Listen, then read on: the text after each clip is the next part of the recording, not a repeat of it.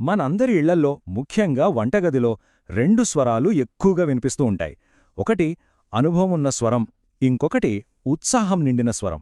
కొన్నిసార్లు ఈ రెండింటి మధ్య ఏదో చిన్న యుద్ధం జరుగుతోందాననిపిస్తోంది కదూ. కాని ఒక్క క్షణం ఆగి ఆలోచిస్తే అసలు కథ అది కాదేమో. ఈరోజు మనం ఈ అత్తాకోడళ్ల బంధం వెనుక దాగి ఉన్న అసలు కథ ఏంటో చూద్దాం. ఈ మాట ఎప్పుడైనా గమనించారా?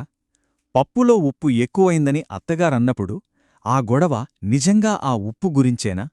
లేక దాని వెనక మనకు కనిపించని, ఫీలవని ఇంకేదో పెద్ద కారణముందా?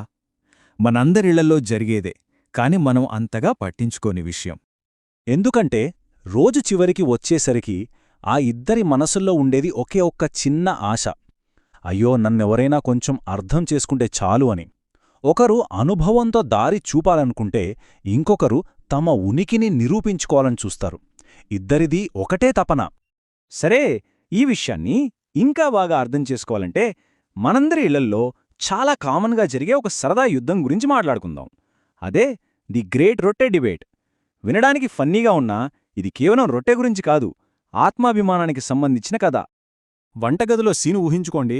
అత్తగారంటారు, అమ్మా, నేని చేసిన రొట్టె ముత్యంలా గుండ్రంగా ఉండేది, ఇదేంటమ్మా మన భారతదేశం పటంలా ఉంది.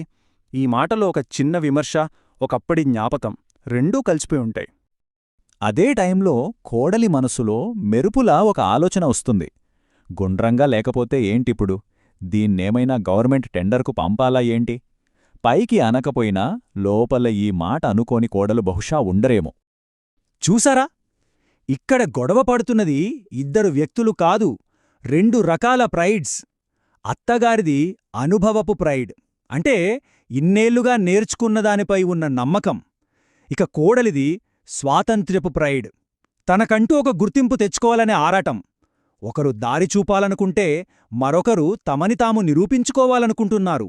ఇక్కడే అసలు క్లాష్ మొదలవుతుంది. అయితే మరి అసలు గొడవ దేని గురించి? రొట్టె షేపు గురించా?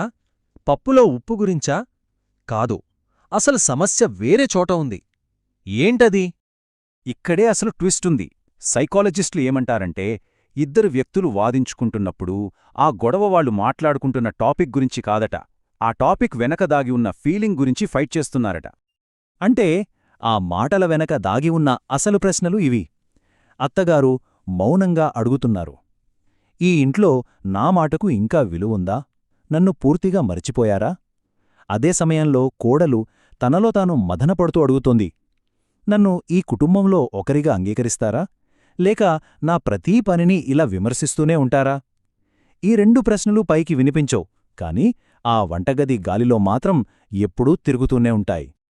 అందుకే పప్పులో ఉప్పు ఎక్కువైందని అన్నప్పుడు ఆ మాట వెనుక ఉన్న అసలు భావన, నా కష్టం మీకు కనిపించట్లేదా అని కోడలడగాలనుకోవటం. అలాగే రొట్టె వంకరగా ఉందని అన్నప్పుడు ఆ మాట వెనుకదాగి ఉన్న ఆవేదన, నా అనుభవానికి ఈ ఇంట్లో ఇంకా విలువుందా అని అత్తగారు అడగాలనుకోవడం. చూశారా, ఎంత చిన్న విషయాల వెనుక ఎంత పెద్ద ఎమోషన్స్ దాగి ఉన్నాయో? సరే, ఇప్పటిదాకా సమస్యను చూశాం. ఇప్పుడు ఈ కథను రెండు వైపుల నుండి చూద్దాం. ఒకే వంటగదిలో ఉన్న ఆ రెండు మనసుల లోపలికి తొంగి చూస్తే మనకి ఏం కనిపిస్తుందో తెలుసుకుందాం. ముందుగా అత్తగారి వైపు నుండే ఆలోచిద్దాం. ఆమె పొద్దున్నే లేస్తుంది, ఇంటినొక పద్ధతిలో నడిపిస్తుంది. తన అనుభవంతో కోడలికి దారి చూపాలని చూస్తుంది. ఆమె మనసులో ఏముంటుంది? దాని జీవితం సులువుగా ఉండాలనే కదా నా తాపత్రయం అని. కాని అదే సమయంలో నేను ప్రేమతో చెప్పే ప్రతీదాన్ని తను ఎందుకు విమర్శగా తీసుకుంటుంది అని లోలోపల బాధపడుతుంది. ఇప్పుడు కోడలి వైపునుంచి, తను ఉద్యోగాన్ని, ఇంటి పనులను బ్యాలెన్స్ చేయడానికి నానా తంటాలు పడుతుంది. ఎక్కడ తనను తప్పుపడతారో అనే ఒక చిన్న భయంతో ఉంటుంది. ఆమె మనసులో ఒకటే కోరిక, నేను ఎంత కష్టపడుతున్నానో అత్తగారొక్కసారి చూస్తే బాగుండు అని. అదే సమయంలో నన్ను నాలా ఎందుకు అంగీకరించరు అని మదనపడుతోంది. ఈ దూరాన్ని తగ్గించటానికి పెద్ద పెద్ద ప్రయత్నాలేం అక్కర్లేదు, కొన్ని చిన్న సరదా చిట్కాలు చాలు. అత్తగారికి ఒక చిన్న సలహా, అప్పుడప్పుడు కోడల్ని మెచ్చుకోండి. బహుశా తను మీకు టీవీ రిమోట్ కూడా షేర్ చేస్తుందేమో. ఇక కోడలికి ఒక చిట్కా, అత్తగారితో ఒక సెల్ఫీ తీసుకోండి. మీకు సోషల్ మీడియాలో లైక్స్ వస్తాయి, ఆమెకు మీ ప్రేమ దొరుకుతుంది. సింపుల్.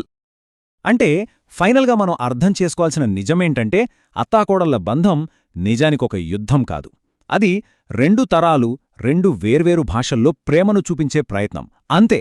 ఒకరిది పాతకాలపు భాష, మరొకరిది కొత్తకాలపు భాష. ఈ అందమైన బంధం ఇంకా బలంగా మారడానికి కావాల్సిందల్లా కాస్త ఓపిక, మరి కాస్త ప్రేమ, ఒకరినొకరు అర్థం చేసుకోవడానికి ఒక చిన్న అడుగు ముందుకు వేయడం. కాబట్టి మనం గుర్తుంచుకోవాల్సింది ఒక్కటే, ఇది యుద్ధం కాదు, ఇది ప్రతి ఇంట్లోనూ ప్రతిరోజూ మనం రాసుకునే ఒక అందమైన కుటుంబ కథ. బహుశా మనం చూసే కోణం మారుతే కథ కూడా అందంగా మారుతుందేమో. నెక్స్ట్ టైం మీ వంటగదిలో చిన్న గొడవ మొదలైనప్పుడు ఆ మాటల వెనక ఉన్న అస్సలు ఫీలింగ్ని అర్థం చేసుకోవడానికి ప్రయత్నిస్తారు కదూ.